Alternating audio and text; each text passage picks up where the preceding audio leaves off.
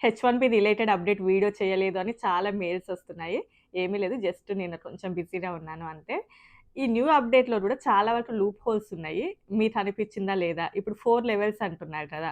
అంటే level 1, level 2, level 3, level 4. మన యొక్క ఎస్ఓసి కోడ్ బేస్ చేసుకొని అండ్ నెక్స్ట్ లొకేషన్‌ని బేస్ చేసుకొని అవి లెవెల్స్ అలా ఉంటాయి. అలాంటప్పుడు ఇప్పుడు కాలిఫోర్నియాలో హైయెస్ట్ సాలరీ, ఒహాయో స్టేట్ లోపల హైయెస్ట్ సాలరీకి చాలా డిఫరెన్స్ ఉంటది. అంటే అందులోపల లెవెల్ 4 2,00,000 అయితే ఇందులోపల లెవెల్ 4 అనేది ఓన్లీ 1,00,000కే ఉంటది. అలాంటప్పుడు కన్సల్టెన్సీస్ కానీ ఇంకా ఎవరైనా కూడా ఏదైతే లోయెస్ట్ లెవెల్ ఉందో ఆ స్టేట్‌లో నుంచే ఎక్కువ అప్లికేషన్స్ ఏసుకోవడానికి ఇంట్రెస్ట్ చూపిస్తారు గదా! అప్పుడు వాళ్ళు 4 టైమ్స్ లాటరీలోకెళ్తారు గదా! మరి దీన్ని ఎట్లా యూఎస్‌సిఎస్ ట్రాక్ డౌన్ చేస్తదో వి డోంట్ నో. సో, సరే ఇంక మనం టాపిక్‌లోకెళ్దాం. మొత్తము బ్రీఫ్‌గా ఎక్స్‌ప్లెయిన్ చేస్తాను. అండ్ ఎక్స్‌టెన్షన్స్ వాళ్ళకి ఏమైనా ప్రాబ్లమ్ ఉంటదా? అండ్ స్టూడెంట్స్ ఎలా? అండ్ ఇందులోపల ఉన్నటువంటి లూప్ హోల్స్ ఏంటి? అండ్ ఇదెందుకు తీసుకొచ్చారు? ఇవన్నీ కూడా ఈ వీడియోలో డిస్కస్ చేద్దాం. సో, ఇంకా ఎవరైనా మొదటిసారి మన ఛానెల్‌ని చూస్తున్నట్లయితే తప్పకుండా సబ్స్క్రైబ్ చేసుకోండి. వీడియోకైతే లైక్ చేయండి. ఎవరికైనా యూజ్ అవుతదనుకుంటే షేర్ చేయండి. డైలీ చూసే వాళ్ళైతే లైక్ కొట్టి వీడియో చూడడం స్టార్ట్ చేయండి. న్యూగా చూసే వాళ్ళైతే ఎక్కడైనా నచ్చిన చోటైనా కూడా లైక్ అయితే చేయండి. సో, సబ్స్క్రైబ్ అయితే అస్సలు మర్చిపోకూడదు. సో, ఇంకా టాపిక్‌లోకెళ్ళినట్లయితే ఈ ఇయర్ నుంచి అంటే మనం ఆల్రెడీ దీని నుంచి చాలా సార్లు డిస్కస్ చేసాము. 2026 లోపల మార్చ్‌లో జరిగేటటువంటి లాటరీ ప్రాసెస్ ఏదైతే ఉందో అది వెయిటెడ్ సెలక్షన్ ప్రాసెస్. అంటే సాలరీ బేస్డ్‌గా తీసుకుంటారు అని చెప్పేసి ఆల్రెడీ అలా చేయబోతున్నారు అని ఇంతకుముందు మాట్లాడుకున్నాం. సో, ఈసారి మాత్రం అలానే స్టార్ట్ అవుతుంది ప్రాసెస్. ఆల్రెడీ ఫెడరల్‌లో పెట్టారు. అదంతా కూడా జరిగిపోయింది. సో, ఇంకా దీని పేరేంటంటే weighted selection process for registrants and petition for cap subject H1B petition. So, ఇది దీని యొక్క నేము. అండ్ అసలు ఈ వెయిటెడ్ సెలక్షన్ ప్రాసెస్ అంటే ఏంటి అనేది చూద్దాము. ఆల్రెడీ మనకి ఒక 85,000 వరకు ఎవ్రీ ఇయర్ వీసాస్ అనేవి ఉంటాయి కదా! అంటే యూఎస్ఏకి రావడానికి. అందులోపల 65,000 నార్మల్‌గా. ఒక 20,000 మాత్రం ఎవరైతే మాస్టర్స్ స్టూడెంట్స్ యూఎస్ఏలో చదివారో వాళ్ళ కోసం ఉంటదిది.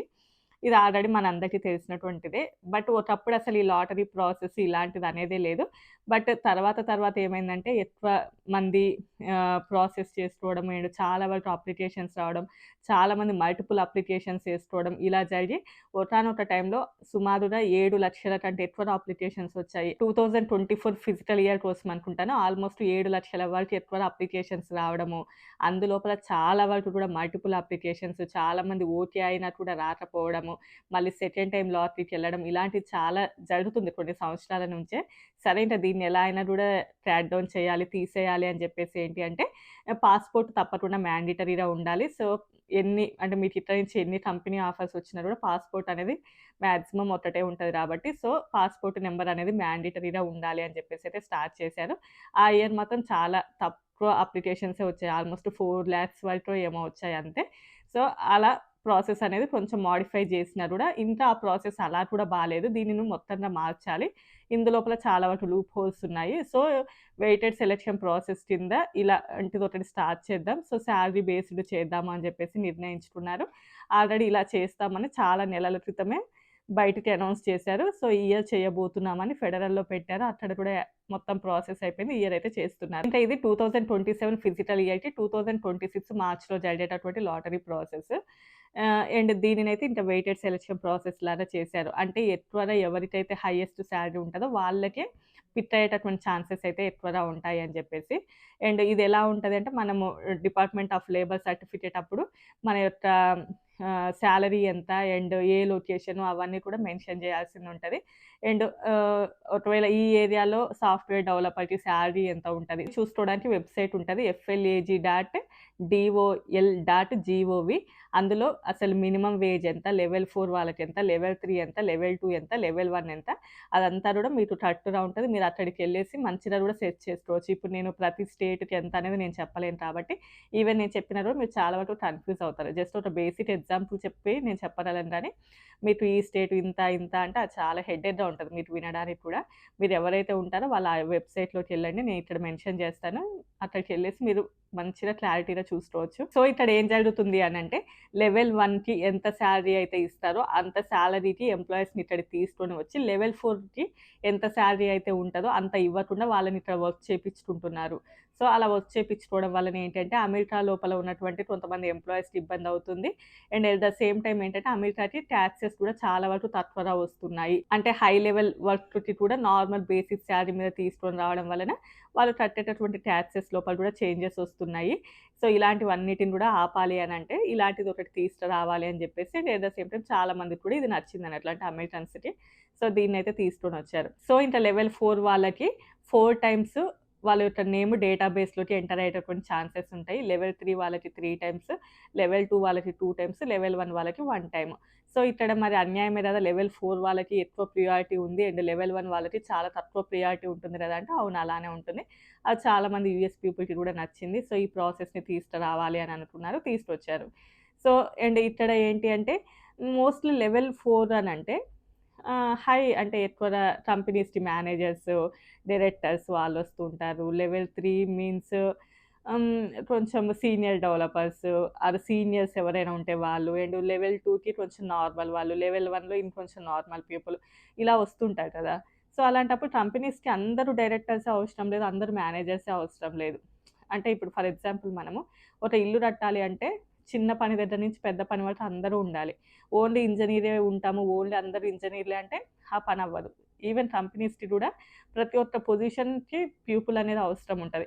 మేనేజర్స్ కావాలి, సీనియర్ డెవలపర్స్ రావాలి, బీఏ రావాలి, అండ్ క్యూఏ రావాలి. ప్రతి ఒక్కరు ఉండాలి. అలాంటప్పుడు ఓన్లీ కూడా హై లెవెల్ అంటే ఇప్పుడు ఫర్ ఎగ్జాంపుల్ క్యూఏకి ఇచ్చేంత బీఏకి ఇవ్వలేరు. బీఏకి ఇచ్చినంత మేనేజర్స్‌కి ఇవ్వలేరు. అంటే ఇట్లా ప్రతి ఒక్క సాలరీస్ అనేవి డిఫరెంట్‌గా ఉంటాయి. ప్రతి కంపెనీకి కూడా అందరూ అవసరం. మరి ఇలా తీసుకుంటే ఫోర్త్ లెవెల్‌లో ఎవరుంటారు, థర్డ్ లెవెల్‌లో ఎవరుంటారు అంటే కంపెనీస్‌కి కొంచెం అటు ఇటుగానే ఉంటది. అండ్ నెక్స్ట్ ఎస్ఓసి అదే standard occupational classification and job and salary and ఎక్కడ నుంచి అనేది వీటన్నిటిని మెన్షన్ చేసి మనకి లాటరీ లోపటైతే మన యొక్క నేమ్ అయితే వేయిస్తారు. సో, ఎవరైతే వస్తున్నారో వాళ్ళకి. అండ్ ఇప్పుడు ప్రెజెంట్ ఎవరైతే న్యూగా వస్తున్నారో వాళ్ళకి మాత్రం ఇది చాలా వరకు ఇబ్బందిని క్రియేట్ చేస్తది. అండ్ ఇప్పుడు మనకి వీసా ఎక్స్‌టెన్షన్స్‌కెళ్తున్నా కానియండి, లేకపోతే అమెరికాలో ఏదైనా జాబ్స్ చేంజ్ అవుతూ ఉంటారు కదా! వాళ్ళకి ఏదైనా ప్రాబ్లమ్ అంటే ఇది వాళ్ళకైతే ఏమీ ఎఫెక్ట్‌నివ్వదు. ఈవెన్ అమెరికాలో కూడా హై సాలరీస్ ఉండాలి వీళ్ళకి అనేది ఒక న్యూగా వచ్చింది. డిసెంబర్ 17థ్ ఒక ప్రపోజల్. అదేమవుతది ఇంకా అవ్వలేదు. బట్ దాని మీద నేను రేపు వీడియో చేయడానికి చూస్తాను. మోస్ట్‌లీ రేపు చేస్తాను ఆ వీడియో. బట్ ఇప్పటికైతే దీనికి, దానికి అంటే యూఎస్ఏలో ఎక్స్‌టెన్షన్స్ వాళ్ళకైతే ఏమి సంబంధం అయితే లేదు. అండ్ కంపెనీస్ వేజ్ 4 అని చెప్పి ఇప్పుడు వేసుకొని ఒక 1 ఇయర్ తర్వాత వాళ్ళని వేజ్ 1కి అలా కూడా షిఫ్ట్ చేసేటటువంటి ఛాన్సెస్ అయితే ఉన్నాయి. బట్ అది ఎలా ట్రాక్ డౌన్ చేస్తారు యూఎస్‌సీఎస్ అనేది మనకు తెలీదు. అండ్ నెక్స్ట్ ఇప్పుడు $100,000 అనేది కూడా ఆల్రెడీ ఇంప్లిమెంట్ అయితే చేస్తున్నారు కదా! అంటే ఎవరైతే యూఎస్ బయట నుంచి వస్తున్నారో వాళ్ళకి మాత్రం ఈ $100,000 కూడా ఇంప్లిమెంట్ అవుతది. అండ్ ప్రెజెంట్ దాని మీద లా సూట్ ఫైల్ చేసినా కూడా అది చాలా అన్‌లాఫుల్ అని చెప్పి కొన్ని స్టేట్స్ వాళ్ళు ఫైల్ చేసినా కూడా దాని మీదయితే మనకి ఇంకా ఎలాంటి అప్డేట్ అయితే లేదు కాబట్టి యాస్ ఆఫ్ నౌ ఇప్పుడు న్యూగా వచ్చే వాళ్ళకైతే ఇది కూడా అప్లై అవుతది అని చెప్పి. సో, దీనిని బేస్ చేసుకొని ఏంటంటే ఇండియా నుంచి వచ్చే వాళ్ళ సంఖ్య చాలా వరకు తక్కువగా ఉండొచ్చు. ఈసారి అప్లికేషన్స్ ఏసుకునే వాళ్ళు కూడా చాలా తక్కువగా ఉండొచ్చు అని చెప్పేసి అంత మొత్తంలో కంపెనీస్ ఆఫర్ చేయాలి అంటే చేయవు కాబట్టి. సో, ఇండ్ ఇదొకటి ఉండడము.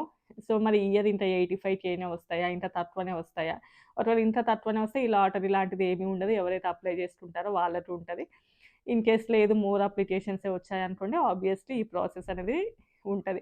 అండ్ స్టూడెంట్స్ ఎవరైతే ఉంటారో వాళ్ళకి గూడా సేమ్ వేజ్ లెవెలే. వాళ్ళకి కూడా వేజ్ లెవెల్ బేస్డ్‌గానే కంటిన్యూ అవుతది. మాస్టర్ కోటా వేజ్ లెవెల్ బేస్డ్‌గా చూసి అందులోపల సెలెక్ట్ అవ్వని వాళ్ళు ఎవరైతే ఉంటారో వాళ్ళు మళ్ళీ నార్మల్ కోటాలో వేజ్ లెవెల్ బేస్డ్‌లోనే ఉంటారు. వాళ్ళు కూడా సేమ్ ఇంకా వాళ్ళకి కూడా అదే ప్రాసెస్ ఉంటది. అండ్ నెక్స్ట్ వన్ వచ్చేసి స్టేట్‌ని బట్టి ప్యాకేజెస్ అనేవి మారుతుంటాయి. ఫర్ ఎగ్జాంపుల్ కాలిఫోర్నియా చూస్తే హైయెస్ట్ ఒకవేళ లెవెల్ 4కి $2,30,000 ఉన్నారు అని అనుకోండి. లో వచ్చేసి ఒక $1,00,000 అని అనుకుందాం మనం. For example California. నెక్స్ట్ ఒక ఒహాయో అలాంటిది చూసుకున్నాం అనుకోండి. అందులోపల లెవెల్ 4 వచ్చేసి 1,30,000 అక్కడ 2,00,000 ఉంటే ఇక్కడ ఓన్లీ కూడా 1,00,000నే. అంటే ఒహాయో నుంచి ఎవరైనా దానికి అప్లికేషన్ ఏసుకుంటే వాళ్ళు 4 టైమ్స్ ఎళ్తారన్నట్టు లాటరీ. అంతే కదా! సో, కాలిఫోర్నియా నుంచి ఏసుకుంటే వాళ్ళు 2,00,000 అయితే 4 టైమ్స్, ఒకవేళ 1,00,000 అయితే 1 టైమే ఎళ్తారు. సో, ఇప్పుడు ఒహాయో స్టేట్ నుంచి ఏసుకున్న వాళ్ళకి చాలా వరకు లాభం అన్నట్టే కదా! సో, దీనిని బేస్ చేసుకునే చాలా వరకు కన్సల్టెన్సీస్‌కి చాలా పెద్ద లూప్ హోలే. అండ్ ఏవైతే స్టేట్స్ లెవెల్ 4కి చాలా తక్కువ శాలరీ ఉన్నదనుకోండి. కొన్ని స్టేట్‌లలో 90,000 ఉంటది. లెవెల్ 4 లోపలికి ఎంటర్ అవ్వడానికి. సో, వాళ్ళు 4 టైమ్సే ఎళ్తారు. సో, అది చాలా వరకు మిస్‌యూజ్ అవుతది కదా! బట్ ఏమో ఇంకా అది ఎలా చేస్తారో అనేది మనకైతే తెలీదు. సో, ఎస్ఓసి కోడ్ అండ్ లొకేషన్‌ని బేస్ చేసుకునే కాబట్టి but will see what will happen అనేది ఇంకా మనకు గూడా తెలీదు. బట్ అదైతే చాలా పెద్ద లూప్ హోలే. బట్ దాన్ని ఎట్లా ట్రాక్ డౌన్ చేస్తారనేది మనకు కూడా తెలీదు. అసలు వాళ్ళకి ఆ లూప్ హోల్ ఉందో లేదో కూడా తెలీదు. నువ్వే చెప్తున్నావు అంటారా? నేనేం చెప్పట్లేను. తెలుస్తది. అబ్బా! అంత ఈజీగా ఏమి ఉండరు. ఉంటాయి. కంప్లీట్‌గా వాళ్ళకంతా ఒక డేటా అనేది ఉంటది. సో, చూడాలి మరి. అది చాలా కదా! అంటే ఇప్పుడు ఫర్ ఎగ్జాంపుల్ కాలిఫోర్నియాలో 1,00,000 ఉన్నవాళ్ళు ఓన్లీ 1 టైమే ఎళ్తే, ఒహాయోలో 1,00,000 ఉన్నవాళ్ళు 4 టైమ్స్ ఎళ్తారు. మరి అది ఎలా అనేది ఐ డోంట్ నో. సో, మీకు ఒకవేళ దాని మీద క్లారిటీ ఉంటే నాకు కామెంట్ చేయండి. చూస్తాను. నేను అన్ని కామెంట్స్ చూస్తాను. మోస్ట్‌లీ అన్ని కామెంట్స్ రిప్లై ఇయ్యడానికి ట్రై చేస్తాను. మొన్నటి వరకు చాలామంది కామెంట్స్ పెడుతుండేవాళ్ళు. మీరు కామెంట్ పెట్టినా రిప్లై ఇవ్వరు అని చెప్పి. డెఫినిట్‌గా ఇప్పటి నుంచి పాజిటివ్ వాళ్ళకి పాజిటివ్‌గా, నెగెటివ్ వాళ్ళకి నెగెటివ్‌గా. అంటే వాళ్ళ వే ఆఫ్ కామెంట్స్‌ని బట్టి మనం కూడా రిప్లై ఇద్దాం. సో, ఇంకా ఇంతే అండి. ఆల్‌మోస్ట్ అయితే ఇప్పుడు నెక్స్ట్ ఇంకా ఈ ఫిబ్రవరి నుంచి స్టార్ట్ అవుతది కదా! సో, మార్చ్‌లో అయితే ఈ ప్రాసెస్ పాపం ఎవరైతే బయట నుంచి వచ్చి $100,000 అనుకుంటున్నారో, ఫ్యూచర్‌లో యూఎస్ఏ రావాలనుకుంటున్నారో, వాళ్ళకి చాలా వరకు ఇబ్బంది. అండ్ ఈవెన్ ఈ యూఎస్ఏలో ఉన్న స్టూడెంట్స్ కూడా కొంచెం ఇబ్బందే ఉండొచ్చు. సో, ఇంతే ఈ వీడియో నచ్చితే లైక్ చేయండి, షేర్ చేయండి, సబ్స్క్రైబ్ చేసుకోండి. By by.